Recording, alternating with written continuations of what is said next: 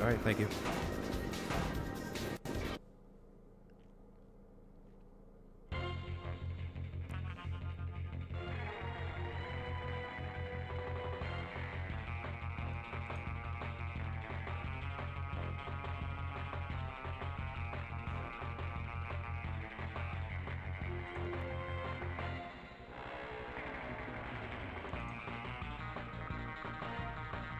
Okay.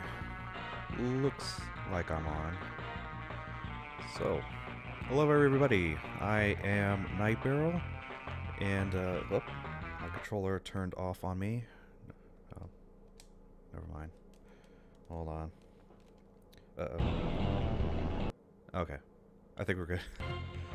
Slight technical difficulty at the start. Alright, but here we go. So, we are going to play as Wild Ride. I will go into the detail of my character choice and just the game in general. But for now, we're going to do a full season here. So, I'm guessing that we are ready. If I could just get like confirmation that we're ready to go.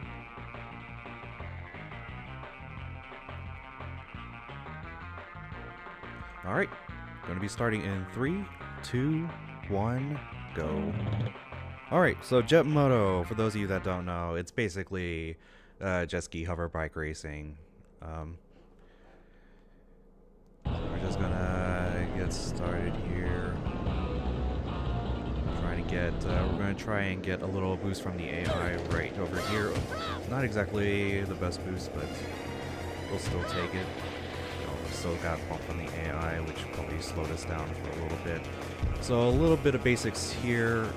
You get 4 turbos per lap, which are indicated by the green circles that you see in the HUD. Ooh, that was pretty bad. And then you also have this grapple system, which your reserve is shown as the pink bar right below the turbos. Those can allow you to grab onto the pink grapple poles, which can help you make turns faster and more quickly most of the time. There are times where we're not going to be using the grapple poles, which I think in a few select spots in some tracks and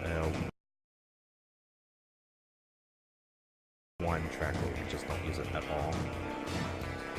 But to focus on this track here, Joyride, the main thing to worry about pretty much is how to ride the waves. Waves can really slow you down on this track. But what I usually do, not for these waves of course, you just need to hold the bike down so that you can get to the ground, to the water, I should say more quickly. But coming up here, these straight ahead waves, what you do is just, what I usually do is just hit the wave from a neutral stance and then just push down on the waves, and you can easily just glide right over them if you've got the correct positioning. But other than that, Joyride is a pretty simple track. Including these highway bits, these two parts are just so similar. You just try and get to the inside as much as possible. And with Wild Ride and her giant lip stat, she can jump over these bridge parts pretty easily.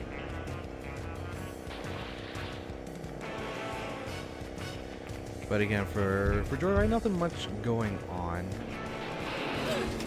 So I guess I should at least talk about the game some more. Moto was developed by Single Track.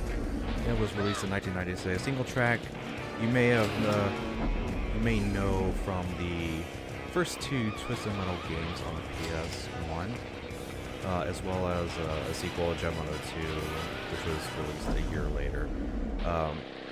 There are going to be some similarities between Moto and Twisted Metal 2 as they were developed at around the same time, so some of the sound effects and including some of the music are actually shared between the 2 games. So more on that when we come to it, but as we're finishing up Joy right here, it should be like a decent time. Should be like 3:06. No? Yes. Okay. But yeah, this game, it's all about placing your turbos at the best possible moments, and the most important thing to know about this game is how to handle your bike. Some new players will have trouble, especially with this course, Cliff Diver. I'll show you just shortly what makes this course so difficult. Because of all these bumps and hills, you know, controlling your bike is the best way. But well, it's actually one of the first things that you should learn how to do in this game. Because I take a little shortcut through Djembe here. Now the switchbacks are what gets new players frustrated most of the time. Not only because you have to deal with these switchbacks, but the track itself is unlevel during these turns, so you're gonna have trouble keeping your bike upright as you're making these turns. But all you have to do, well, I almost crashed there. If you hit the track boundary, there's a good chance that, you know, an elbow might scrape against the wall and you'll crash. But what was I all about? Yeah, just during the switchbacks. Yeah, that's right.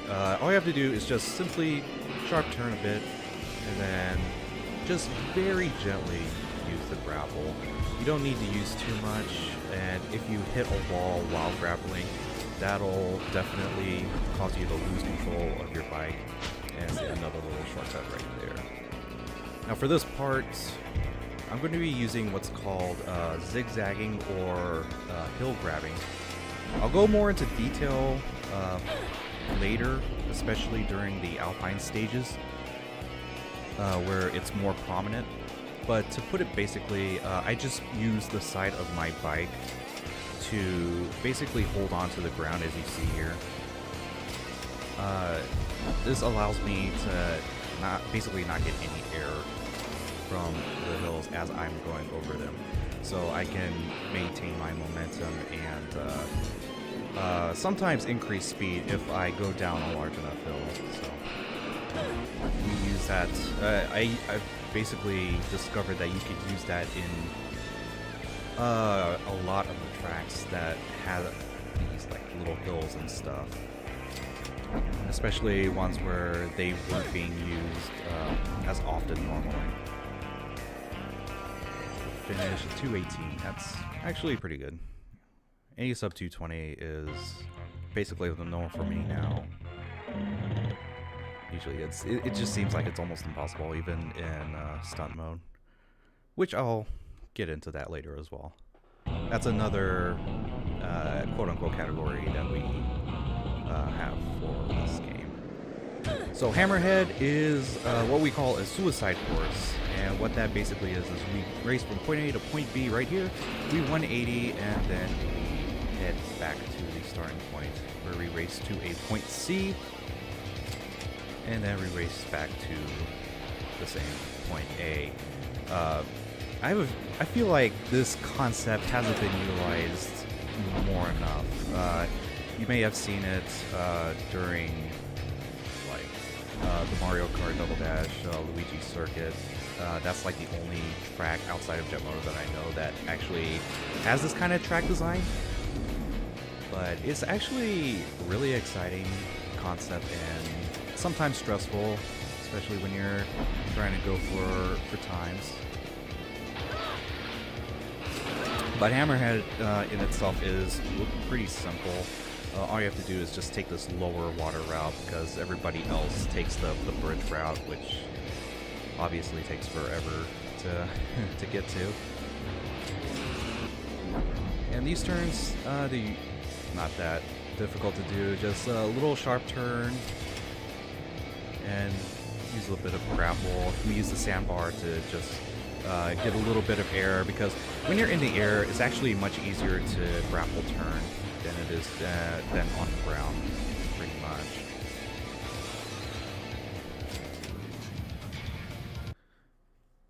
Ooh. Okay. So those are the island stages. Now we're going to move on into the swamp stages, which can cause some frustration for some players because of all the trees and stumps and various different obstacles that are on the track. But as we'll see, as long as you get like the correct line, it should be no problem at all. And plus, Cypress Run is actually one of my favorite tracks, just because the turbos in this track, they last like so long here. Because when you turbo, you go up to your max speed, but then you like slowly speed down, if you're like turning a lot or something like that. But as long as you're like going straight and not turning too much or hitting anything, you can still maintain a 120 speed for like a long time.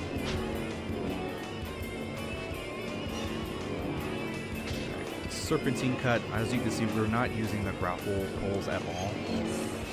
What I do here is just brake and then sharp turn. Actually, I just sharp turn and then brake.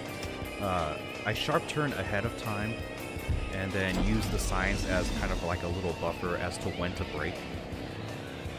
So we'll able to turn the corner very quickly. And again, not needing to use the grapple poles. Oh, that long jump is like 50-50 when it comes to how much height that we get. Sometimes it gives us a lot of air, and sometimes it's just like it drops us to the ground in no time at all. I still don't know the exact criteria on how to do that. I thought it was like something to do with speed. Apparently not. And somehow I think it has something to do with the position of the log when I take off from it. But I don't know. It's just weird. The physics in this game are really weird. Because that is true physics technology trademark. I don't know if that's trademarked anymore. I just say it anyway. Alright, now on to the lab. I still use the first turbo on this little straightaway here, again, because you can maintain speed for so long. And there are times where you're just going from 120 and then all of a sudden drop down to 110 for no reason, even when you're not hitting anything. I'm always like constantly adjusting, but even so, that usually doesn't incorporate the speed loss. Sometimes it does that at random. And again, I don't know exactly why it does that. Yeah. In case you haven't noticed already, there's quite a little bit of advertising in this game. Little sponsorships. Maybe a little Mountain Dew or a Butterfinger. Perhaps an Axiom. Oh, I'm losing control. Yeah, see, that's what happens when you bump into any obstacle at a high speed. You lose control. That's what true physics is. Still, 3-minute time. That's not terrible. I forgot what Axiom was. I mean, there's like a lot of companies that have the Axiom name. I just don't know. Anyway, on the Blackwater Falls. The most difficult part about this is trying to get past all the AI, because there's like 19 different racers all bundled up on this very narrow dirt track, and I tried to... Oh, maybe? Okay, got a little boost from the AI, so that'll work out just fine. Try and do a little hill grab right there.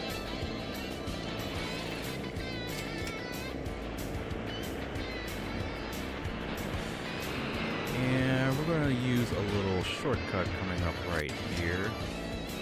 Boom, through the house. Oh, I actually hit the left side of the wall. That's embarrassing. In Jet Moto 2, that house is actually boarded up, so you can't actually use it anymore, which is unfortunate, but understandable.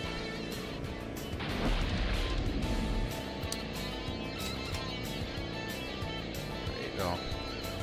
Couldn't get to the inside corner all that well, but we'll use our last turbo here. We can still maintain a 100 speed throughout some of this section here. If not, at least 80 is fine.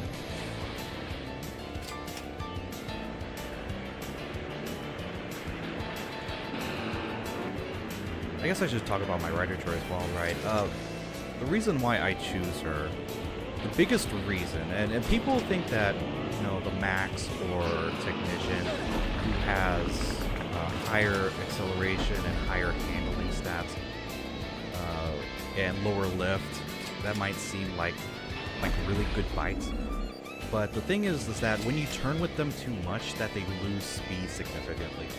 And with Wild Ride and Gunner's bikes, there doesn't seem to be that problem. Even with their lack in handling, you know, their handling is still just fine. Their handling is still just fine, period. And acceleration is still pretty good. It's almost irrelevant, but as long as the acceleration stat is like at least halfway full, then, you know, it should be just fine. And the lift actually helps out in one or two tracks. One for sure, which is going to be Ice Crusher, which is coming up later on. We duck underneath the checkpoint there. And the reason why I chose Wild Ride, it's a subtle difference, in my opinion, is because for some reason Wild Ride controls better on water than Gunner. And it's not much, but it's just a slight difference enough to make me choose Wild Ride over Gunner. Because I've played Gunner quite a bit during my IL runs. But Wild Ride is the real deal here. Alright, so Suicide Swamp is actually the hardest suicide course in the game, considering that it's only a green circle track. But with all these trees in the way, and it's a small course, and there's, again, 19 other riders coming after you, it's pretty easy to crash here. And I'm going to focus a bit on this one, just so nothing disastrous happens here. Again, we use the ramp so we get to the air, so that we can grapple across that turn more quickly.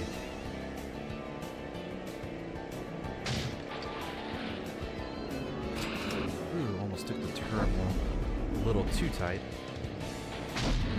Alright, this is where we're going to meet the AI again. We're going to head over to the right a bit. And turbo out here because we lost some speed there. Luckily we didn't get too much air from that. You can go over these small bumps, no problem, most of the time. It's just that the big bumps really slow you down. Just barely quick enough, but I didn't get to the dirt hill fast enough. But luckily, no crash there. And these AI, you see these AI just like doing a stop and go. I don't know what's the deal with that, but it's really tough to tell what they are going to do most of the time.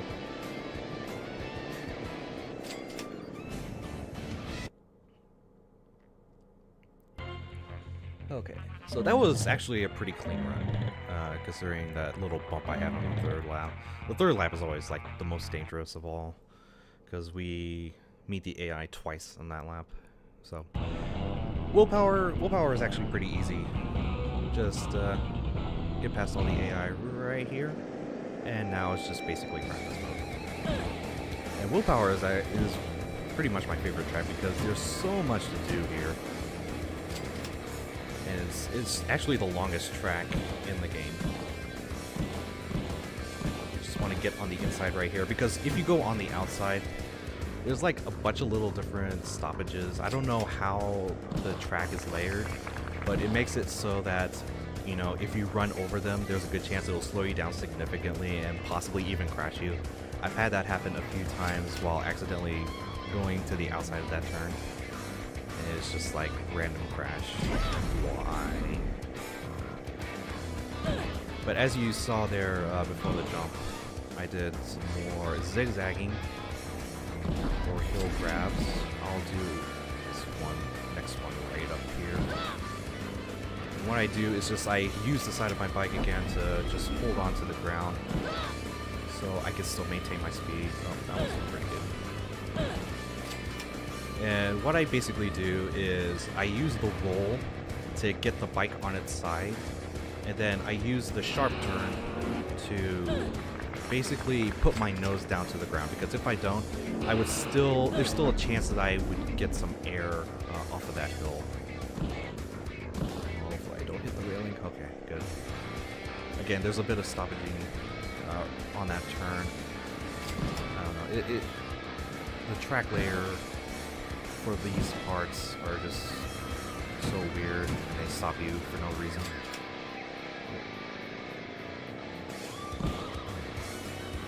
Get to the inside there. Now for this slow down part, I just hard brake and then accelerate while rolling to avoid that checkpoint. Even though it is Jet Moto tradition to get clotheslined by the checkpoint, it is hilarious, but also frustrating if you get hit by it yourself. You can try and cut a little bit of that turn right there, but you can plainly see that there is an invisible wall right there, and if I hit that, then it'll count as a fall. And if you fall off the track, you get sent back to the last checkpoint that you've been at. I mean, if you just straight up crash onto the course, then they'll place your bike at the exact spot that you crashed at, which is good and bad in most cases, because for example, in the swamp courses, if you like run into a tree, then they'll spawn you right behind that same tree, and you try and accelerate quickly, but you just run into the tree again and you crash again, which is kind of dumb, I admit, but still funny. Yeah, that last crash that you saw there, that's a result of me scraping my elbow against the railings. It's a risky maneuver, but it still avoids the little bumps that stop you, and of course getting to the inside of that turn. Oh, what are you doing? This is a lot more quick. Of course, keeping your nose down when you're in the air, I guess it gets you to the ground faster. I don't think there is a time where I actually pull the bike up. I think there are times where I've done it before, but now I've just like got rid of that habit.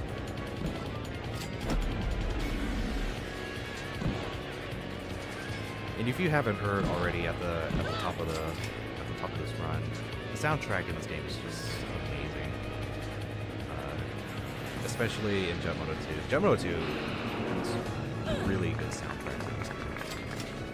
That also borrowed a few of the songs from this game as well, for their Jet Moto 1 stages. They didn't get all of it, but no, they got the good ones.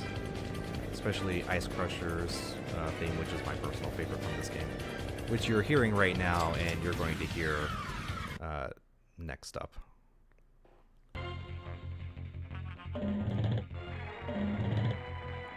Alright, so this next track it's usually the run killer for me, because it's so easy to get knocked off the course by the AI, just by yourself in particular.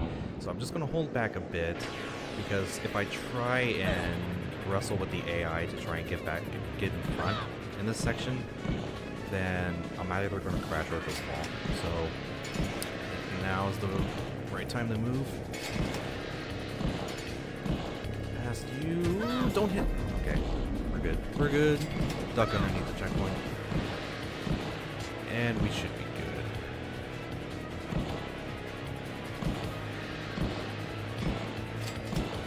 Yeah, not even 420. I usually do get a sub 420 on willpower.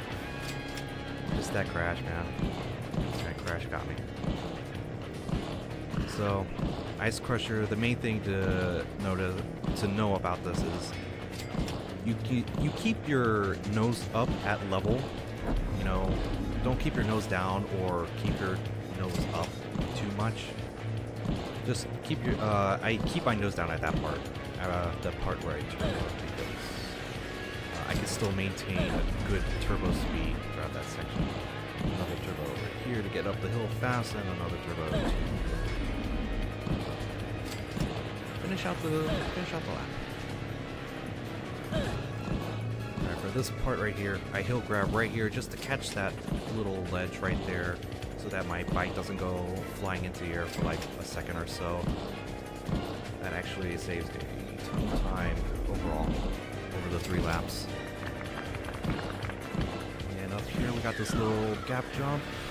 Not quite as good, but it'll do. It'll do for now. And for this little jump right here, we can just make it all the way down to the bottom. No problem. No problem. And of course this little cheeky shortcut right there. It's not really a shortcut, it's just a very good turn.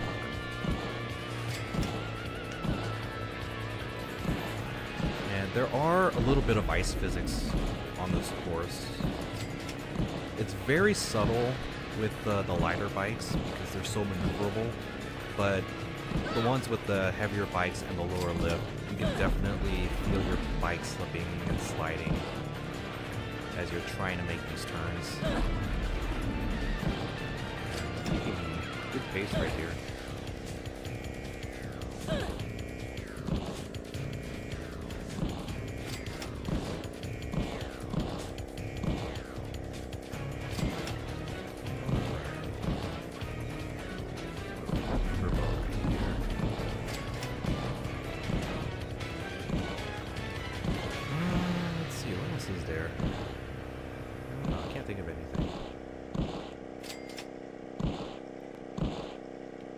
I guess we can discuss some of the similarities between the Twisted Metal 2 and Jet Moto, because there are quite a few similarities.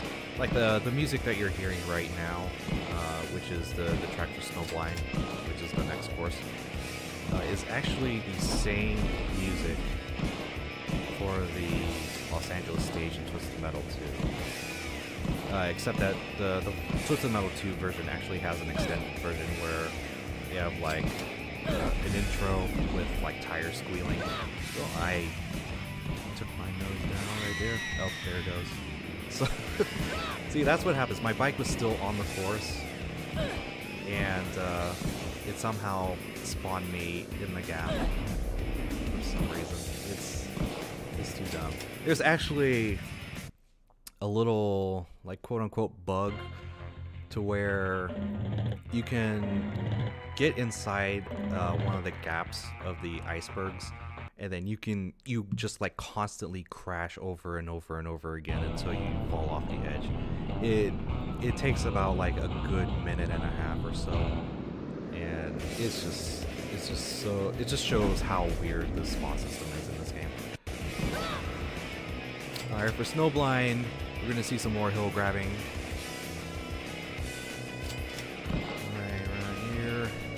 For here, we're going to let go of the acceleration a bit, just so we can get underneath the tunnel here. Because if we continue to accelerate after we hill grab, because we're gaining so much speed, that we're just going to crash at the top of the tunnel. And, oh, can I make it? Yep, made it. Alright. Yeah, that's like super risky to do that. I usually let off on the accelerator a bit more.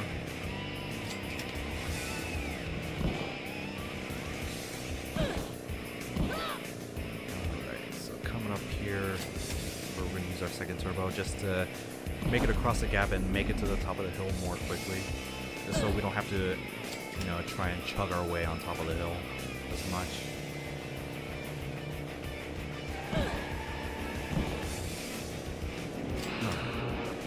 Suicide turn,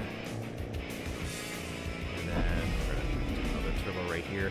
See, if you go further to the left, there's a good chance that you might hit the invisible wall right there, and that will count as a fall, and you will go all the way back to the checkpoint on the suicide turn, which wastes like a good 10 seconds or so. But if you aim your bike correctly, it should be no problem.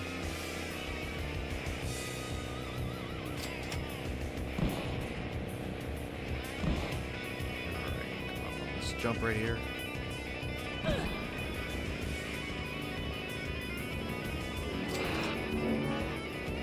Usually I go from right to left, but the AI just loves to go from left to right.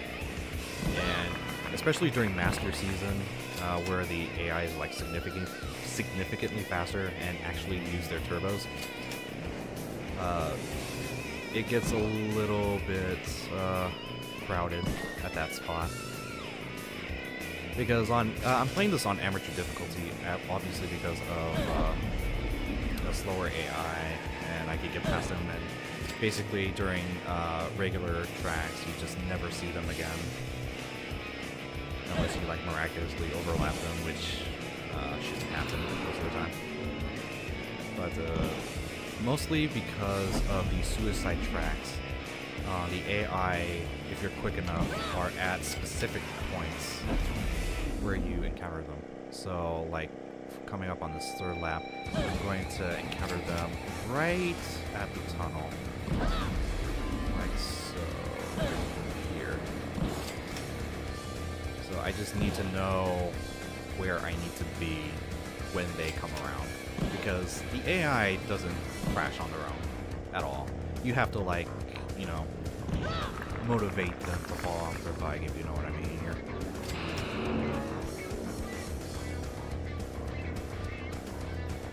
Let off a bit. There we go. Beautiful.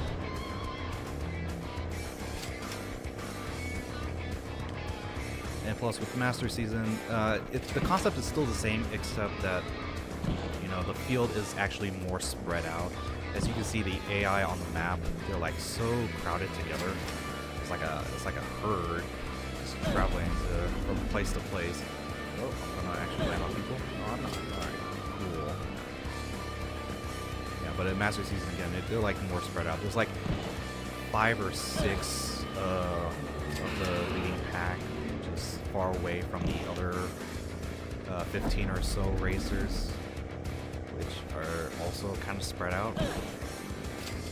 It's more interesting, and hopefully I get to do that for you guys some other time. But 3:55 sub, that's actually a really good time. Any sub 4 time is pretty good.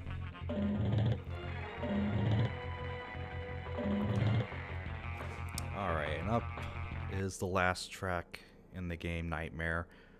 This is also a really fun track, but also pretty stressful.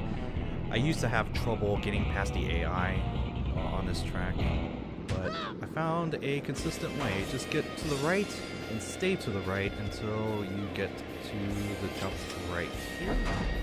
Turbo, hopefully not fall off and embarrass myself here. There we go. And now for a little swag zag. Ooh, I almost rolled out into a crash. Yeah, that was a pretty good swag zag right there. Yeah, using the hill grab technique has really done a number on this track for me. The hill grab alone has saved like 6 or 7 seconds total just from that alone, because we use it at 2 different times on this track. The second one coming up right here. You can see that we've gained some speed up to 100 and just launched ourselves across the gap right there.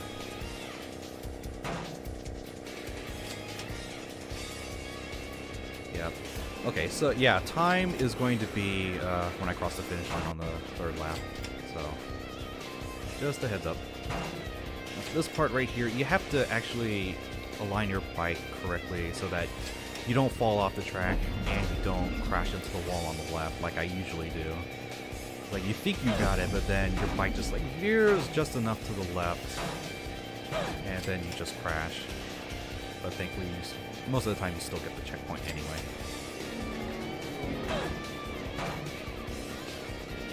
But, you know, the track design of this game, this is basically the tip of the iceberg for track design in Jet Moto games. Jet Moto 2 is just even more insane. It houses across different locations, 10 different locations aside from the 4 in this game. Especially there's one track that's my personal favorite that you ride on top of a roller coaster track, so that's super fun. Hopefully I get to do that for you guys again. And then there's a double diamond track that you literally race through heaven and hell. It's so good. The music is so good. And I hope you guys can experience that someday. But for now, we're just gonna finish up Nightmare. Doing our thing. Hope you guys had a great time here. I've had a great time here. It's actually a pretty decent run, actually. Not too many crashes, although some were completely unavoidable by, who wasn't talking. But hey, it happens. It happens. Sometimes I do better when I'm talking anyway. I don't know, sometimes. Alright, we'll grab right here.